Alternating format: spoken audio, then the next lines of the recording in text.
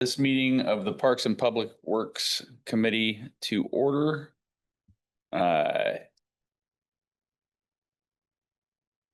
start with agenda approval. So moved. Second. Okay, agenda is approved, and then next is public comment. And I don't see anybody. Anybody want to say anything? Doesn't look like there's anyone here to make public comment. So why don't we go ahead and close public comment and move on to the approval of the minutes for our June 3rd meeting. Anybody see any problem in those minutes? Nope. Did not. Is there a motion to approve them? Move to approve. Second. They are approved, and let's move on to Agenda Bill AB 25-068, the 6-year Transportation Improvement Program. And Mr. Gamble's going to talk to us about that. Sorry, did not have the music ready for you. I thought you were going to sing it. Okay. So this is a follow-up. Seems louder than normal. This is a follow-up to last Parks and Public Works Committee meeting presentation on the tip, and I'm going to pull it up for you on the screen. Everyone's favorite. It looked like you fixed those things in the. Yeah, I did. So there's two kind of, I wouldn't call them big changes, but we'll call them corrections and then an add-on. One, I'll go straight to the one you just mentioned because it's relevant. Oh, my little. Okay, so here's the map. Previously, there was a little orange sections, and the orange in this case indicating a regional or non-local project. There's a couple little orange tags in 3 locations. When we went back to the mapping software, we realized that those were not actually on accident. They were on purpose. They were the railroad crossing improvements project, which is number 24 on the list. However, when we pivoted to trying to positively identify each project with a little arrow, we couldn't figure out how to get them to properly identify. So what we did is we modified it to indicate that this project has several locations throughout the city. It's in the notes section of the legend. That was the easiest way for us to display it. But yes, so that was the correction that we chose to make to best display those projects. The other change is here at the very bottom of this list. Let me zoom in for you since it's relevant to this. Staff and administration are requesting that an additional item be added as number 25. We just basically added it at the very bottom, 25 in rank and in order. And that's to add a Snoqualmie Falls parking lot access improvement project. This would add a additional exit to the parking lot kind of superstructure that is at the PSE parking observation deck area. I could show you on a map here, but essentially to add an additional exit for that parking structure. So that's what we've requested. Very brief description of that, and then I just have the location here. It's also on the map that was we updated the map in case it smooth things over to make it clearer where we're talking about exactly. But I have it right here on King County IMAP if you'd like to see roughly what we had in mind. So it would come out on Tokel right above the roundabout. So yeah. at that point, they can choose whether to go, which way to go. Right Oh, now, you're okay. supposed to come All right. out of the parking lot, and during busy times, they're sending cars down towards Fall City. Yep. Yeah, so I have here the map of the parking structure. I call it a superstructure, but it's essentially 3 different parking areas. Your first one, when you were to pull in off of the highway here, you'll end up in this kind of main one. But there's actually 2 more. One this is on top of a hill here. It's a little difficult to tell, but this one's essentially an extension of the lower one. And yeah, as the mayor was saying, if you are trying to leave any of these parking structures, you'll have to exit the road you came in on. And due to just the traffic speeds, Yeah, and the visibility of the sight lines, it's really difficult to make a always- left turn here. it can be a scary left turn. It can be scary all around, especially when you consider people are trying to make left turns, right turns, and sometimes they think they're pulling into this parking lot and then they change their mind, and it can be pretty chaotic. So And now if someone was coming from Falls City Yep, coming up this road. and didn't want to make that left into the parking structure, they could, with this, they could go to the roundabout and enter the parking structure I think back, or is there? we would want to look into this more because the roundabout has, if you were to look here, you could see how the road splits. If there's a Uh-huh. barrier that won't let you make left turns too close to a roundabout proximity. Mhm. So we would want to look into the viability of So that whether would it's be- exit or not. Yeah, okay. Yeah, I think that we need to look at a couple options for this, right? One, and that's a very steep hillside that comes down to Topol right there. Right, so we have to figure out a way to get through to make that transition. And where that pops out onto Topol Road could impact how we use it, right? Right. So you can see there's a roundabout there, there's a little bit of divided lane splits right in there, so ideally we come out on the other side of that so that you could get in and out traffic from both directions.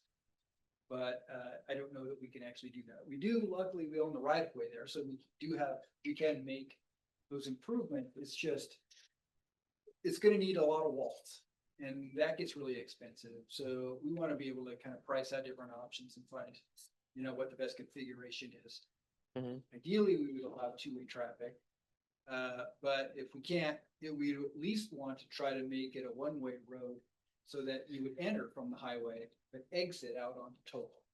Right, and that way, once they get out of Topol, they can come to the roundabout, they hit the roundabout, and they go any direction. Right, and it takes a lot of that congestion away from exiting traffic, coming out onto the highway, and all of the flagging and everything that happens in the summer when you get the crazy, traffic out there. And it adds to the ability for visitors at the falls to get to downtown Snoqualmie or to the ridge, to, enjoy the lovely things that are to be done in Snoqualmie rather than just to go straight to Falls City because you don't want to make a left turn. So yeah, that is all I have for the changes since last or 2 weeks ago. A note, this has a hearing, a public hearing at the next council meeting. And it is there for adoption at the next council meeting.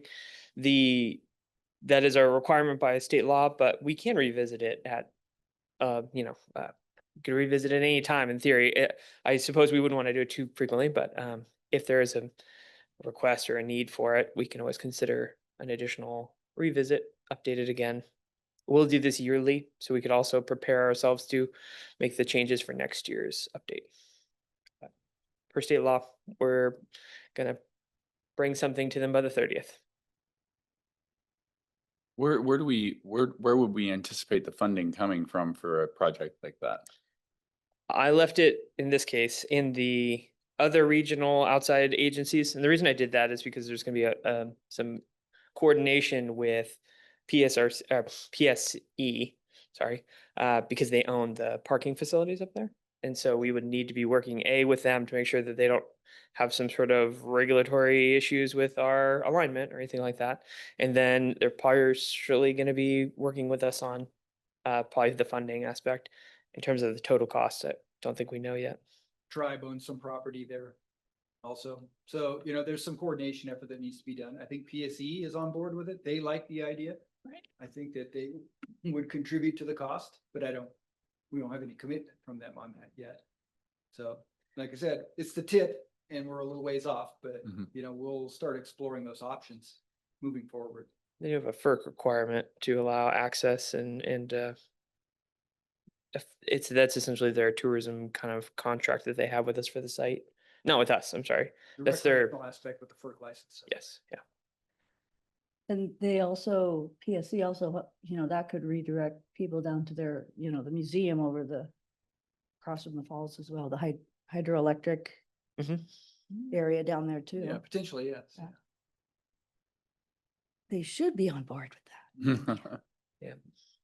99th Street or 96th, something like that. Okay, anything else? That's it. That's it for me. All right.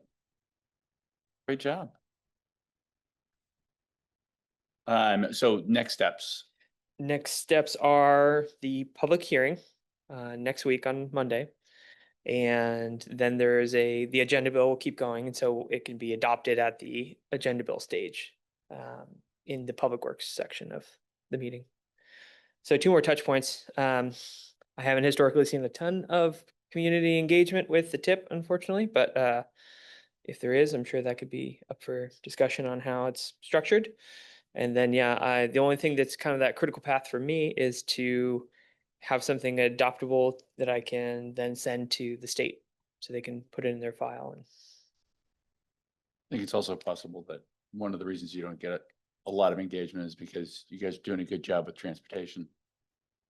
we do have good scores. We're always working on a kind of diverse approach to transportation networks. So we're not just repaving roads, but we're looking into trails and trying to find other ways to get people moving and active and, safely. So a lot of the projects in this list, I think, indicate that kind of effort. Well, great job. Anything else? Oh, Is there only one public hearing needed for this? There's only one public hearing, yeah. Okay. Yeah, it was noticed a few weeks ago, though. all right. Then I think, great job. Thank you. Absolutely. I guess that takes us to staffing and project status. Yes. So that's brief staffing. So staffing, we still are waiting for approval to hire our new admin. We are ready to go with that. As soon as we are given the green light, we will bring in we'll start interviewing for admins, a new admin staff to help us out there. We're badly in need of more administrative help. And then we also are currently advertising to hire a new wastewater operator that was budgeted. And so we are in need also of more staff help out in the wastewater facility. So we do have that on the streets right now, and I don't know when we're going to be doing interviews. I haven't heard what we've got for applications yet, but we just started advertising just or middle of last week. So we'll find out here soon what we have for applicants, but I anticipate we'll at least have some applicants, which is different than what we've had in the past. So that's good. As far as projects coming up. So we have 2 that are, one that's ongoing, that's just started. So Andrew's project up on the hill, the reclaimed reservoir, has broken ground. It is a little bit stalled out right now because we are accepting funding from ecology. We have some additional requirements that we have to address. And one of those is with regard to the migratory birds. We have a flicker with a nest. And Is this different from the woodpecker? This is the woodpecker. This is the woodpecker. Flicker, yeah, the Okay. flicker, yeah. So we thought maybe we could, we pushed hard. We tried to get some relief on that, but they basically said no. And so we have to wait. We expect the little baby chicks. We checked today. They climbed the tree and they put a camera in there and they saw the mother bird sitting on babies. The eggs have hatched, so they got little baby chicks. And the expectation is that they will be fledging and leaving the nest around the 4th of July or thereabouts. So as soon as those baby birds are gone, we move forward with the project. So it's going to cost us a little money.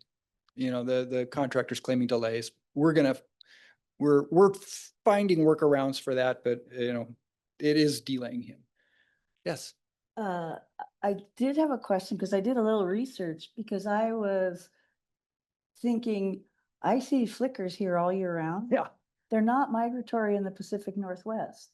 They are, it's common for them to actually spend the year here. They're residential. There's resident flickers. Yeah, that's right. Yeah, Yeah. and so for ecology to say, I mean, do they know that this is a species that is migratory versus a subspecies of the Pacific Northwest? I mean, I don't know that if they care. I know. Right, and they're more concerned chicks. Once the Yeah, chicks are gone. once the chicks are the gone, tree's fair the game. tree's gone. Yeah, Yeah. that's right. Yeah, and we're waiting. I say, bring them down to my house. I'll take care of them. Well, it's funny. We've been doing so much research on flickers lately, more than you ever wanted to know about flickers. And we're all noticing flickers everywhere. They're just everywhere. And right now, especially, there are just tons of them. So, we'll just wait out the bird. Okay. They'll be gone soon, and we'll move forward.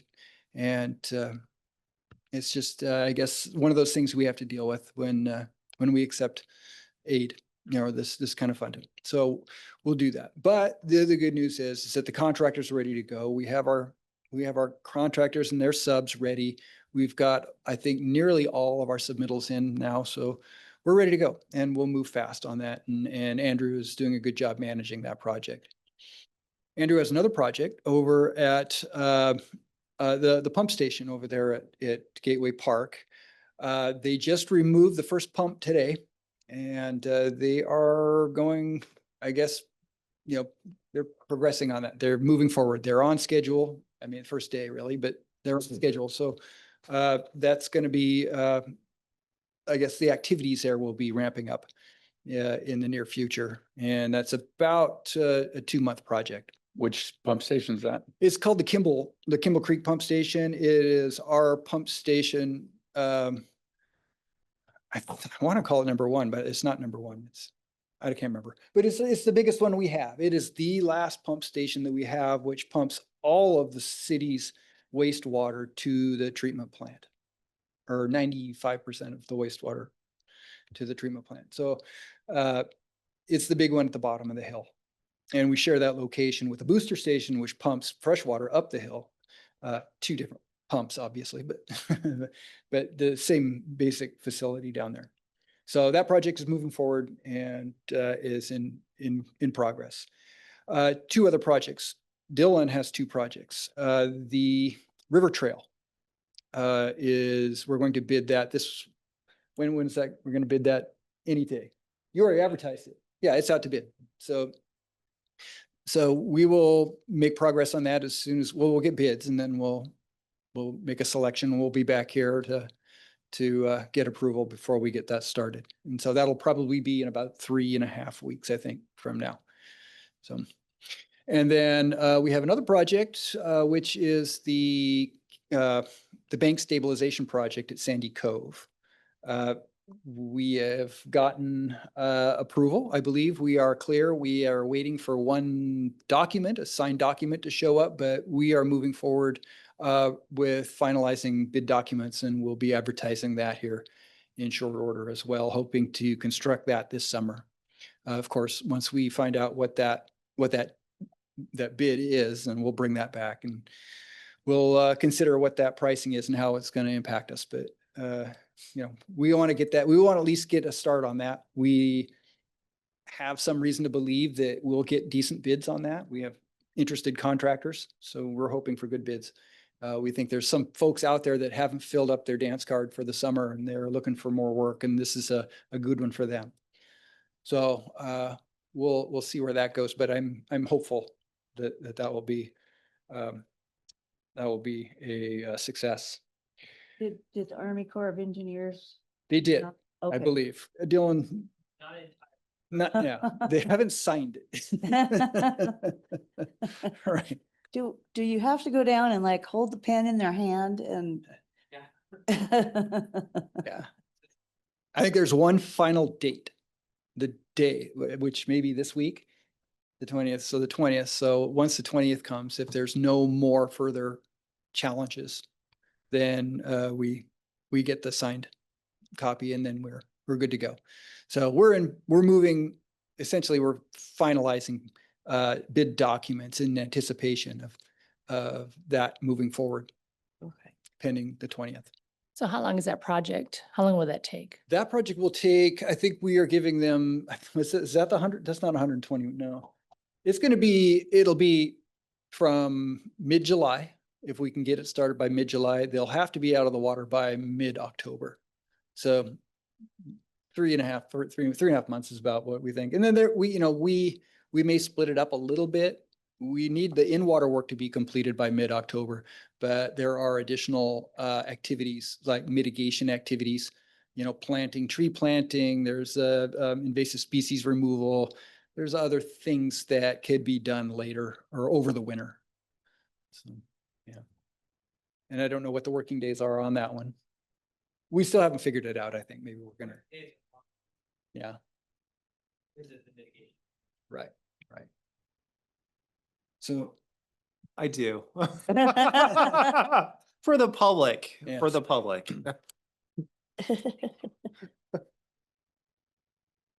go ahead. So right now what we're looking at is we'd like to put about 120 working days. Obviously, construction companies can request delays and hold offs and things like that, but generally like that 120. And the real critical line for us is going to be getting everything done by that in-water window, which is late October. That is the moment when we can't have divers in the water. You can't be adding gravel or rock or sandbags or that kind of thing, anything, to be honest. That's a specific date in mid-October that's already determined. Yes, yep. Yeah, you can get an extension. So they have it at October 14th or 15th, and then you can request a 15-day extension that they almost immediately give you. So But they want you to be done by then. They're like button it up. Into yeah, the microphone. yeah. If floodwaters happen, that's what they're trying to prevent. So they will. They're very confident about the 15th. By the time they get to the 30th, they almost want a reason to be able to stop you if they need to. But we wouldn't be doing in-water work if we had rising water levels anyway. So that's essentially just a control method that they have to try to limit the amount of risk that us working in the river could cause. So that's Risk to the workers or risk to the river? they don't probably care about the workers. Yeah, they only care about the water quality and some other things.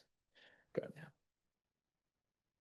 I mean, they care about the workers. I just mean that that's not their intent Focus with is this the fence. policy. Yes.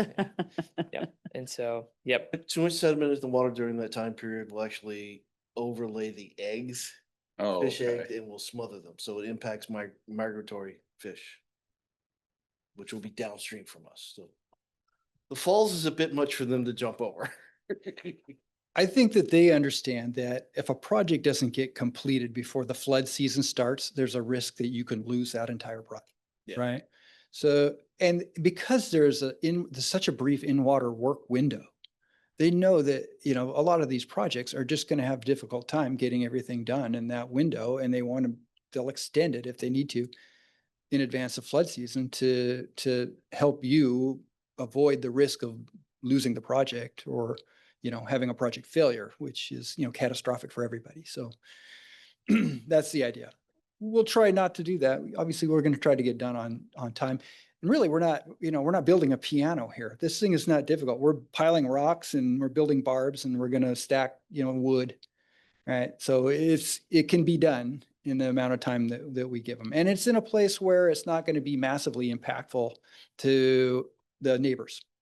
Right. So I'm confident that we can do it if we can get it bid soon. We can get this done this summer, which would be great. Can we pay for it? That's the other thing that we'll address when we see the bids. And then finally, the splash pad. So the splash pad is working well. We have that initial phase when we had those 3 hot days and we were just overwhelmed by people. We have learned how to use the splash pad a little bit better, at least how to maintain it a little bit better. We do have a lot of mud that's been developed around the pad. That's due to some drainage issues. It's due to kids just running on and off the pad and tracking a lot of water off the pad and new grass. It doesn't drain very well.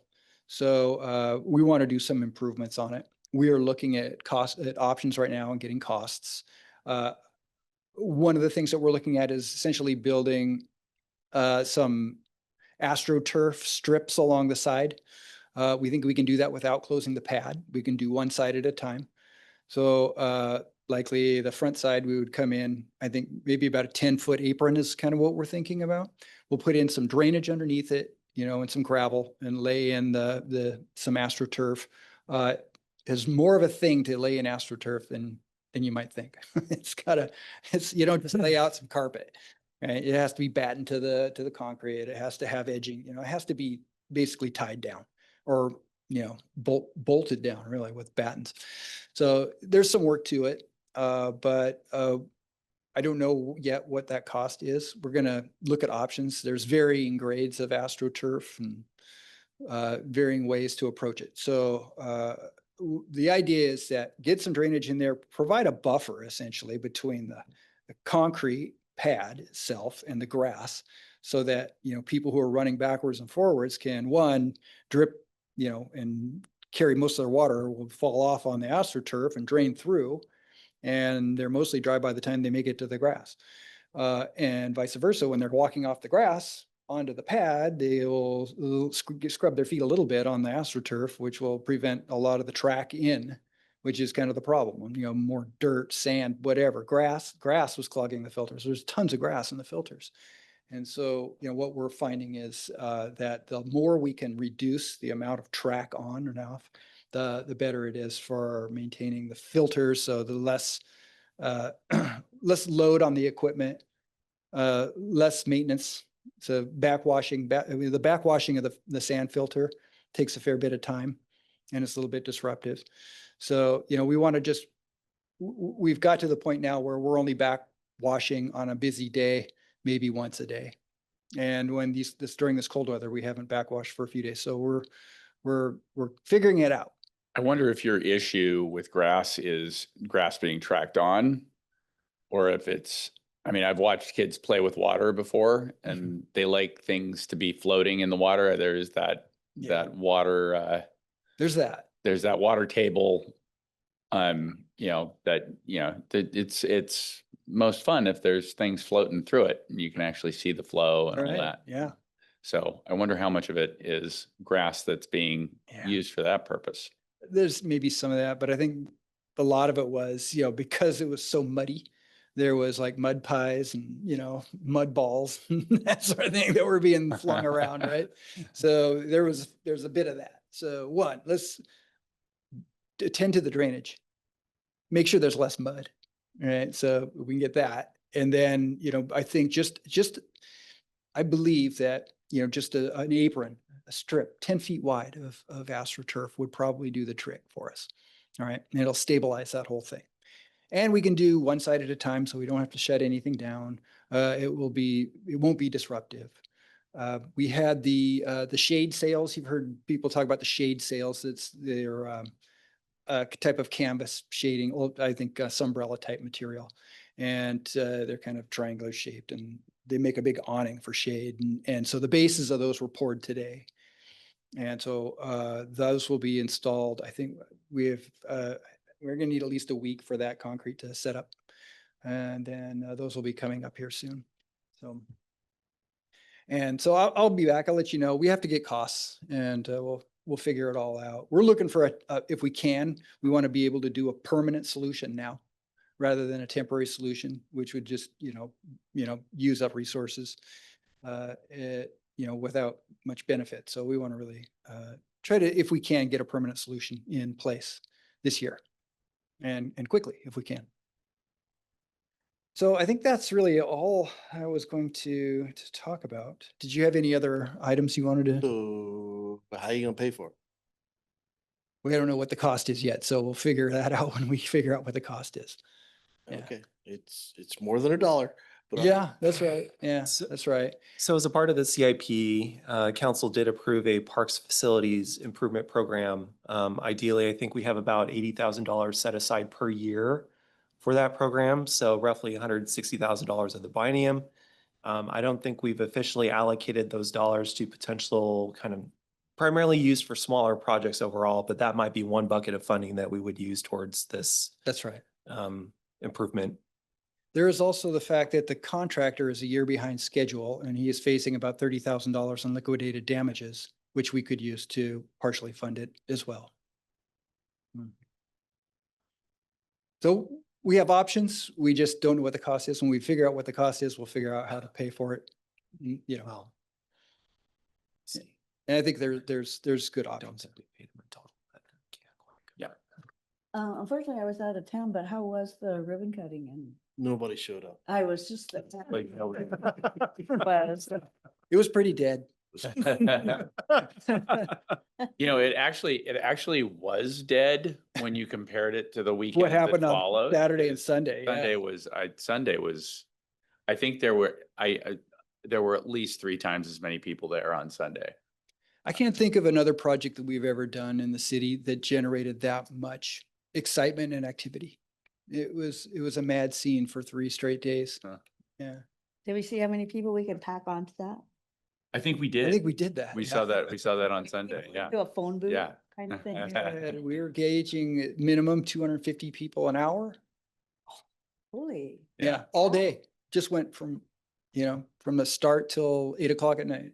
It was And just jammed. Councilman Johnson was saying he saw a lot of people still in their bathing suits going down Center Street, getting froyo and Yep. stuff like that. So Mod pizza. yeah, pizza. Yeah. Yeah, it's Safeway. Yeah. Nice. And it was all ages, wasn't just the kids. Yeah, right. I would imagine. Yeah, it's whole families just setting up everywhere. Any place there was shade.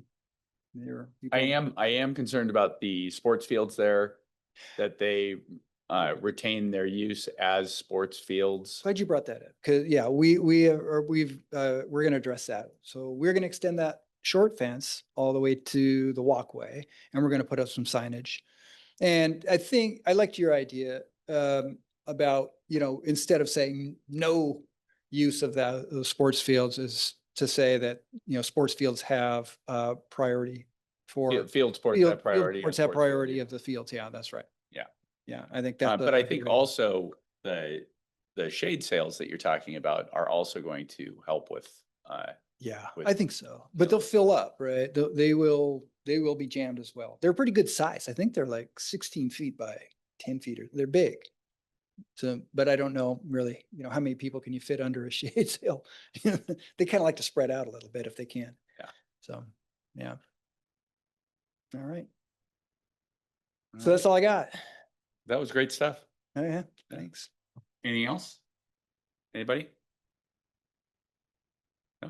All right. Well, then I will entertain a motion to adjourn if you guys, unless you want to just chat. So moved. I'm afraid it dies for lack of a second. Second. Okay. All right. We are adjourned.